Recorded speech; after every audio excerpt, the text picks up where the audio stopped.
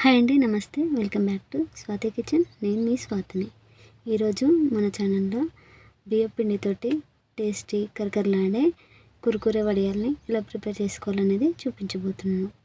జనరల్గా సమ్మర్లో చేసే వడియాలలో ఈ వడియాలు అనేది స్పెషల్ అండి. ఎందుకంటే చాలా సింపుల్గా చేసేసుకోవచ్చు. అది కూడా ఎండలో ఆరబెట్టకుండా కేవలం ఫ్యాన్ కింద ఆరబెట్టేసుకొని ఈ వడియాలు ప్రిపేర్ చేసుకోవచ్చు. ఇలా చేసుకున్న వడియాలు 6 నెలల నుండి సంవత్సరం పాటు నిల్వ ఉంటాయండి. చాలా సింపుల్ అండ్ టేస్టీగా ఎలా ప్రిపేర్ చేసుకోవాలనేది ఈ వీడియోలో చూసేద్దాం రండి. ముందుగా ఈ వడియాలు చేసుకోవడానికి ఒక బౌల్లోకి 4 కప్పుల వరకు వాటర్ని యాడ్ చేసుకోవాలి. ఇక్కడ నేనైతే గ్లాస్ మెజర్మెంట్లో చూపిస్తున్నానండి. 4 గ్లాసుల వరకు వాటర్ తీసుకోవాలి. ఆ తర్వాత ఇందులోకి 1 టేబుల్ స్పూన్ వరకు జీలకర్ర, 1/2 టేబుల్ స్పూన్ వరకు వాము వేసుకోవాలండి. ఇన్ కేస్ మీకు వామ్ ఫ్లేవర్ నచ్చకపోతే స్కిప్ చేయొచ్చు అనమాట. ఆ తర్వాతకి రుచికి సరిపోయేంత సాల్ట్ వేసుకోండి. ఇన్ కేస్ సాల్ట్ సరిపోతే ఒకసారి అంతా కలిసిన తర్వాతకి చెక్ చేసుకోవచ్చండి.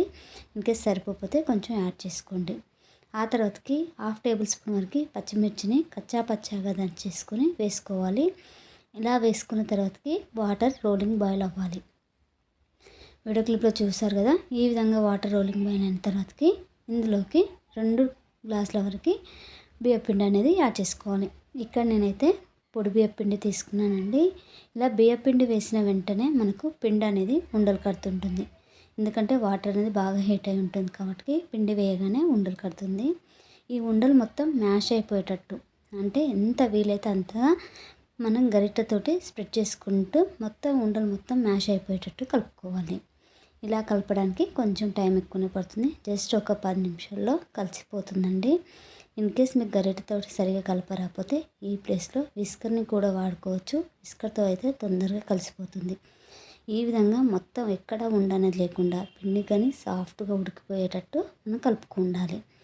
ఈ ప్రాసెస్లో మనకి బౌల్ అనేది కొంచెం అడుగు మందం ఉంది తీసుకోండి. అందుకనే నేను ఇక్కడ ప్రెషర్ కుక్కర్ తీసుకున్నాను. అదైతే కొంచెం అడుగు మందం ఉంటుంది కదా, సో అప్పుడు పిండి అనేది మాడిపోదు అనమాట. సో ఈ విధంగా కలిపిన తర్వాతకి మూత పెట్టుకొని ఒక 3 నుండి 4 నిమిషాల పాటు ఉడికించుకోండి. ఇలా ఉడికించడం వల్ల పిండి అనేది ఇంకొంచెం సాఫ్ట్గా అవుతుంది. ఆ తర్వాతకి మరొక 2 నిమిషాలు. చూసారు కదా, పిండి ఫస్ట్ దానికంటే కూడా ఇప్పుడు కొంచెం సాఫ్ట్గా అయిపోయింది కదా. ఇప్పుడు మరొక 2 నిమిషాల పాటు ఉడికించుకోవాలండి. ఇలా కంటిన్యూగా కలుపుతూనే ఉండాలి. ఏమాత్రం మనం అజాగ్రత్తగా ఉన్నా కూడా పిండి మొత్తం మాడిపోతుంది. అదొకటే గుర్తుంచుకోండి. సో ఈ విధంగా కలుపుకున్న తర్వాతకి స్టవ్ ఆఫ్ చేసుకొని కొద్దిగా చల్లారనివ్వాలి. ఇలా చల్లారిన తర్వాతకి మన ఇంట్లో పాల కవర్లు ఉంటాయి, పాల కవర్లు కానీ లేకపోతే ఆయిల్ ప్యాకెట్స్ ఉంటాయి కదండి, ఆయిల్ ప్యాకెట్స్ అయినా తీసుకొని వాటిని కట్ చేసుకున్న తర్వాతకి ఇందులోకి ఈ పిండి మొత్తాన్ని పెట్టేసుకొని రబ్బర్ బ్యాండ్తో కానీ లేదా ప్యాకింగ్ క్లిప్స్ ఉంటాయి కదండి, క్లిప్స్తో కానీ మనం ప్యాక్ చేసుకోవాలి. ఆ తర్వాతకి ఎడ్జెస్కి కొద్దిగా హోల్ పెట్టేసుకొని వీడియో క్లిప్లో చూపించిన విధంగా ఒక కాటన్ క్లాత్ కానీ లేదా పాలిథిన్ కవర్ పైన కానీ వీడియో క్లిప్లో చూపించిన విధంగా వడియాలు అనేది పెట్టుకోవాలి. ఇలా పెట్టుకున్న తర్వాతకి 1 డే మొత్తం ఫ్యాన్ కింద ఆరబెట్టేసేయండి. మనకు ఆల్మోస్ట్ ఒక 70% వరకు ఆరిపోతాయి. ఆ తర్వాతకి కొద్దిగా తీసేసుకోవాలండి. మనకి ఇలా సగం ఆరిన తర్వాతకి తీస్తే క్లాత్ కానీ అంటుకోపోకుండా పర్ఫెక్ట్గా వస్తాయండి. చూసారు కదా, ఇక్కడ 70% వరకు అప్పుడే ఆరిపోయినాయి కదా. ఇప్పుడు వీటిని ఒక ప్లేట్లోకి ట్రాన్స్ఫర్ చేసుకున్న తర్వాతకి నెక్స్ట్ డే మొత్తం కూడా మనం ఫ్యాన్ కింద ఆరబెట్టేసుకోవాలి. చూసారు కదా, ఇక్కడైతే 1 డేలోనే నాకు ఒక 75 to 80% వరకు ఆరిపోయినాయండి నైట్ వరకు. ఇంకా ఒక డే మొత్తం నేను ఫ్యాన్ కిందనే ఆరబెట్టేశాను. ఇలా 2 డేస్ అయితే నాకు టైం పట్టిందండి ఈ వడియాలు అనేది ప్రిపేర్ కావడానికి. ఇన్ కేస్ మీరు ఎండలో ఆరబెట్టుకుంటే మనకి 1 డేలోనే కంప్లీట్గా ఆరిపోతాయండి. సో ఇలా ఆరిపోయిన తర్వాతకి వీటిని కొద్దిగా కట్ చేసుకోవాలండి. ఎందుకంటే మనకు ఫ్రై చేసుకోవడానికి వీలు ఉండాలి కదా, అందుకనే వీడియో క్లిప్లో చూపించిన విధంగా కట్ చేసుకోవాలి. ఇలా కట్ చేసుకున్న తర్వాతకి ఒక ఎయిటెడ్ బాక్స్లో స్టోర్ చేసుకుంటే 6 నెలల నుండి సంవత్సరం పాటు ఈ వడియాలు అనేది నిల్వ ఉంటాయండి. చాలా సింపుల్గా కూడా చేసుకోవచ్చు. ఇప్పుడు ఎలా ఫ్రై చేసుకోవాలో చూసేద్దాం రండి. ముందుగా ఒక కడాయిలోకి డీప్ ఫ్రైకి సరిపోయేంత వరకు ఆయిల్ పోసుకోవాలి. ఆయిల్ బాగా హీట్ అయిన తర్వాతకి ఈ వడియాలు వేసుకొని ఫ్రై చేసుకుంటే తెల్లగా చాలా టేస్టీగా కరకరలాడుతూ వస్తాయి అన్నమాట. ఇన్ కేస్ మీరు స్టవ్ని లో ఫ్లేమ్లో పెట్టుకొని చేశారంటే కురుకురే వడియాలు మొత్తం ఆయిల్ని అబ్జర్వ్ చేసేయండి. అందుకనే మీడియం ఫ్లేమ్లో పెట్టుకొని చక్కగా ఫ్రై చేసుకోండి.